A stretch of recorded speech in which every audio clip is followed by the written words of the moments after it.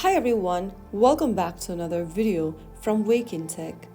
Today in this video, I'm going to show you how to group chat on WhatsApp.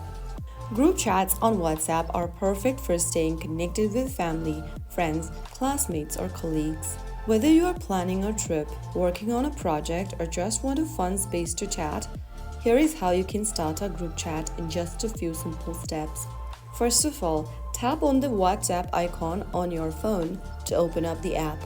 Make sure that you're logged into WhatsApp, and once you're in the home page, go ahead and tap on the plus icon at the top right corner.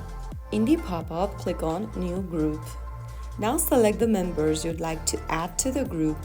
You can add up to 1,023 members in one group. Select the people you'd like to add to the group by simply tapping on their name. After selecting people, tap on Next at the top right corner. Soon after you do that, you will be able to see this page. Go ahead and enter a group name for your new group.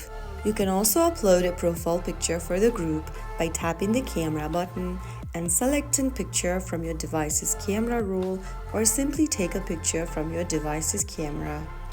You can also add emoji and sticker or search for profile pictures through web. After you are done, you want to go ahead and tap on disappearing messages. If you want to set up disappearing message for the group, tap on one of the time periods given in the pop-up. If not, you can just skip this step. Now where it says group permission, go ahead and open it up, and then you can allow or not allow editing group settings, sending message, and adding other members for the member that you've added into the group. If you want to allow any of these options, make sure that you've turned on this green button right next to each option. Now select if admins can approve new member into the group. If yes, tap on the toggle right next to approve new members. Now get back and then tap on create at the top right. Soon after you do that, you have successfully created a group in WhatsApp.